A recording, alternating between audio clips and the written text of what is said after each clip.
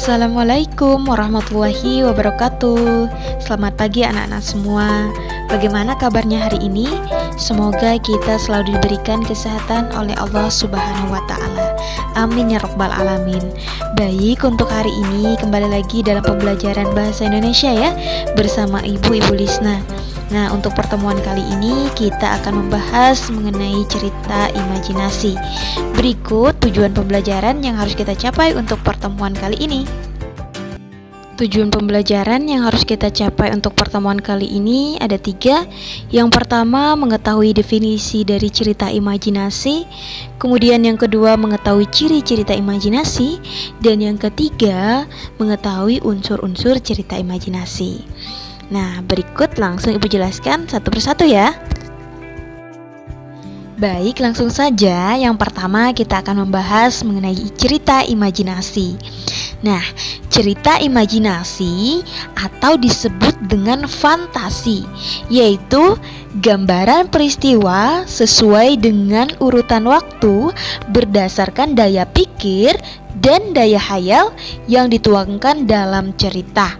Nah, jadi cerita imajinasi ini tergolong teks narasi jenis sugestif. Nah, maksudnya rangkaian peristiwa yang disajikan dalam cerita itu dapat menimbulkan daya hayal bagi yang membaca. Nah, bahasa yang digunakan pun terkesan konotatif. Nah, maksudnya itu adalah yang dapat menimbulkan daya hayal bagi pembaca. Misalnya cerita dongeng, cerita anak, cerita pendek, novel, dan lain sebagainya. Nah, ciri-ciri cerita imajinasi. Yang pertama, cerita imajinasi mengandung keajaiban, keanehan, dan kemisteriusan. Kemudian yang kedua, cerita imajinasi memiliki ide cerita. Maksudnya, ide penulis tidak dibatasi oleh realita atau kenyataan. Nah, tema cerita imajinasi biasanya berupa hal gaib, supranatural, atau futuristik. Nah, contohnya, seekor singa bertempur dengan manusia untuk memperebutkan seorang anak. Ini merupakan salah satu judul atau tema cerita dalam film Jungle Books. Nah, secara logika atau realita ya, singa tidak mungkin melawan manusia dan tujuannya untuk memperebutkan seorang anak. Nah, itulah cerita imajinasi. Dia berdasarkan daya hayal yang dimana hal yang tidak mungkin menurut kita itu menjadi mungkin. Namanya juga cerita. Kemudian yang ketiga, cerita imajinasi menggunakan latar lintas ruang dan waktu. Maksudnya, peristiwa yang dialami tokoh terjadi pada 2 latar, yaitu latar yang ada dalam kehidupan sehari-hari dan latar yang tidak ada dalam kehidupan sehari-hari. Latar yang ada dalam kehidupan sehari-hari, contoh misalnya di rumah, di taman, di hutan, di sekolah, dan lain-lain. Dan latar yang tidak ada dalam kehidupan sehari-hari, misal di kayangan, di bulan, di surga, yang tidak masuk akal, yang tidak pernah terjadi dalam kehidupan sehari-hari. Kemudian yang keempat, tokoh dalam cerita imajinasi unik atau memiliki kesaktian. Kemudian yang kelima, cerita imajinasi bersifat fiksi, maksudnya bukan kejadian nyata. Kemudian yang terakhir, bahasa, penggunaan sinonim dengan emosi yang kuat dan variasi kata cukup menonjol. Bahasa yang digunakan dalam cerita imajinasi itu bervariatif dan juga ekspresif ya, dan menggunakan ragam percakapan sehari-hari, bukan bahasa formal.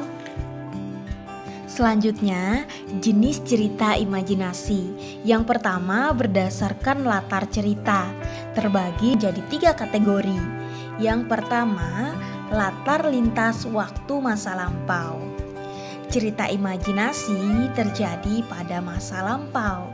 Nah, ditulis pada zaman kerajaan misalnya, atau sebelum adanya pergerakan nasional. Nah, di sini Bu beri contoh misalnya dongeng dan hikayat. Kemudian latar waktu sejaman. Maksudnya, cerita imajinasi terjadi pada masa sekarang, yaitu ditulis pada zaman sekarang. Contoh, menggunakan nama dan latar pada zaman sekarang tersebut misalnya berupa cerpen dan novel yang menggunakan alur atau waktu saat ini. Yang ketiga, latar lintas waktu futuristik atau masa yang akan datang. Cerita imajinasi terjadi pada masa yang akan datang atau disebut dengan futuristik. Cerita imajinasi tersebut ditulis pada zaman sekarang, tetapi berisi imajinasi. Nah, imajinasi penulis ya. Nah, tokoh dan latar cerita menggunakan nama dan latar pada zaman yang akan datang. Misalnya, cerpen, novel yang menggunakan alur atau waktu yang akan datang. Selanjutnya, jenis cerita imajinasi berdasarkan kesesuaian dalam kehidupan nyata. Yang pertama, cerita imajinasi total.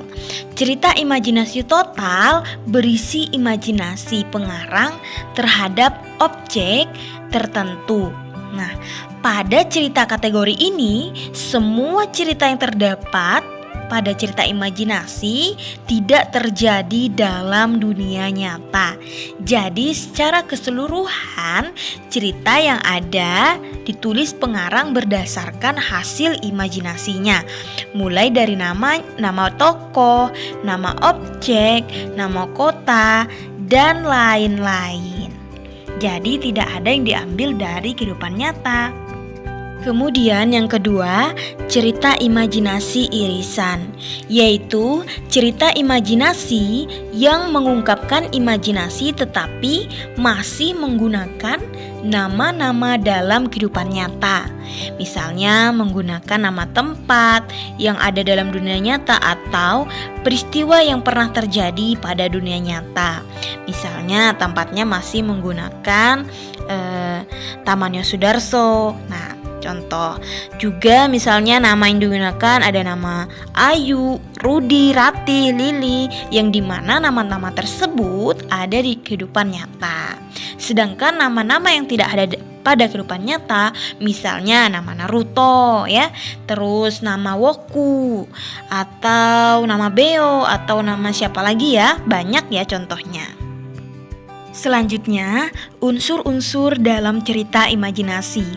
Nah, untuk unsurnya sendiri itu ada dua ya. Yang pertama, unsur intrinsik, dan yang kedua, unsur ekstrinsik. Unsur intrinsik adalah unsur-unsur yang membangun karya sastra itu sendiri, atau unsur yang terjadi dari dalam cerita. Kemudian, unsur ekstrinsik, yaitu unsur-unsur yang berada di luar karya sastra. Sedangkan dari namanya saja in berarti di dalam, dan ex itu di luar. Jadi pengaruhnya ada yang dari dalam dan ada yang dari luar. Ibu jelaskan satu persatu ya. Yang pertama, unsur intrinsik cerita imajinasi. Nah, ada beberapa bagian terbagi ya. Yang pertama, tema. Tema adalah gagasan dasar umum atau dasar cerita sebuah karya ya, yang digunakan pengarang untuk mengembangkan cerita. Nah, tema biasanya diangkat dari kehidupan nyata. Contoh misalnya tentang cinta, Tuhan, atau tanah air.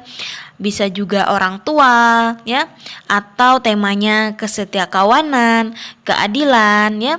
Sementara kalau untuk cerita imajinasi yang berlatarkan masa depan biasanya tentang keajaiban, misteri ya.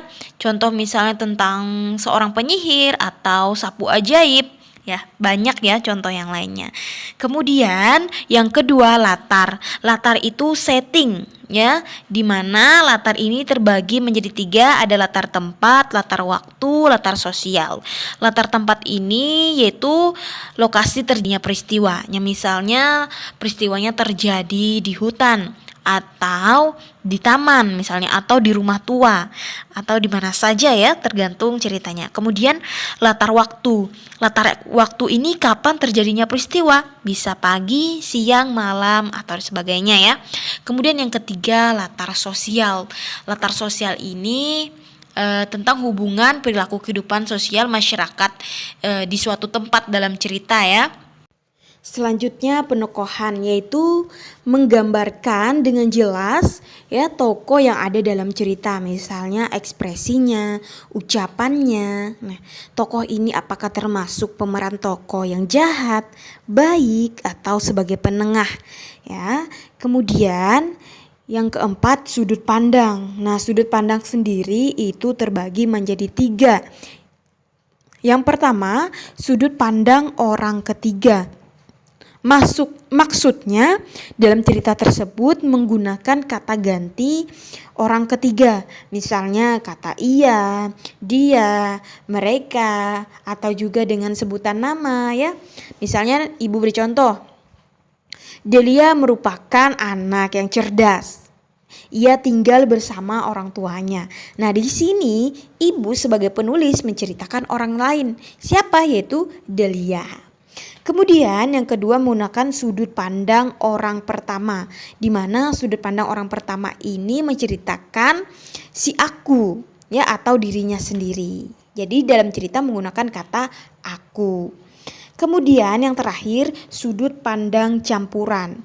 Jadi gabungan antara sudut pandang orang pertama dan sudut pandang orang ketiga. Selanjutnya amanat. Amanat adalah pesan yang ingin disampaikan dalam sebuah cerita yang ingin disampaikan oleh pengarang ya. Selanjutnya alur. Alur ini disebut dengan plot atau jalan cerita ya, yang mempunyai hubungan sebab akibat. Nah, alur sendiri terbagi menjadi beberapa bagian. Yang pertama ada alur konvensional, yaitu alur progresif ya, atau alur maju, yaitu peristiwa yang terjadi dalam cerita secara kronologisnya, urutan waktunya dari awal sampai akhir, yaitu maju ya, dari awal sampai akhir. Kemudian alur non-konvensional. Nah, maksudnya mundur. Jadi peristiwa dalam cerita dinarasikan menoleh ke belakang yang membayangkan masa lalu. Contoh misalnya yang Ibu berikan contoh tadi, menceritakan kerajaan atau masa lampau. Kemudian yang terakhir alur campuran atau alur maju mundur. Jadi ada ceritanya meloncat-loncat ya, ada yang membahas masa lalu, ada yang membahas masa sekarang, jadi seperti itu. Kemudian konflik. Nah, konflik adalah suatu permasalahan ya dalam cerita. Nah, pasti anak-anak semua pasti sudah tahu, biasanya konflik terjadi antara tokoh yang satu dengan tokoh yang lain. Selanjutnya, unsur ekstrinsik cerita imajinasi atau unsur dari luar dalam cerita imajinasi. Ada 3. Yang pertama bahasa. Nah, bahasa ya yang digunakan dalam karya sastra. Dalam cerita imajinasi biasanya menggunakan bahasa Indonesia. Selain itu juga terdapat ada bahasa daerahnya ya, tergantung dari pengarang.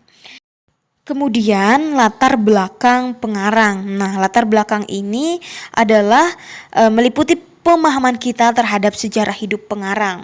Ya, misalnya sejarah hasil karangan-karangan yang ditulis pengarang sebelumnya ya.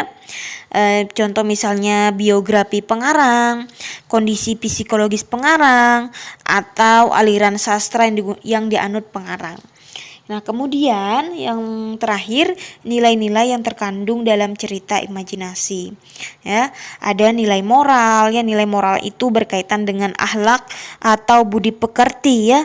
Misalnya berbakti kepada orang tua, jujur, sabar, ikhlas ya. Kemudian ada nilai sosial, Nah, nilai sosial ini nilai kehidupan yang terkait dengan norma atau aturan-aturan dalam kehidupan bermasyarakat. Contoh misalnya saling memberi, ya, tenggang rasa, menghormati pendapat orang lain, ya. Kemudian yang ketiga nilai budaya, di mana nilai-nilai ini berkaitan dengan kebiasaan atau tradisi yang berlaku dalam masyarakat. Misalnya kalau Dayak, nah nilai budayanya seperti apa kalau orang Dayak, ya. Perkawinannya seperti apa, kematian seperti apa, cara berpakaiannya seperti apa, budayanya seperti apa, ya. Kemudian ada nilai religi. Nah, berkaitan dengan kehidupan beragama, ya. Kemudian nilai politik, yaitu nilai-nilai yang berkaitan dengan pemerintahan di suatu daerah. Baik, itu tadi ya yang bisa Ibu sampaikan ya, beberapa materi mengenai cerita imajinasi. Semoga apa yang kita pelajari hari ini dapat bermanfaat ke depannya ya. Tetap semangat, terus belajar ya. Ibu ucapkan terima kasih. Wassalamualaikum warahmatullahi wabarakatuh.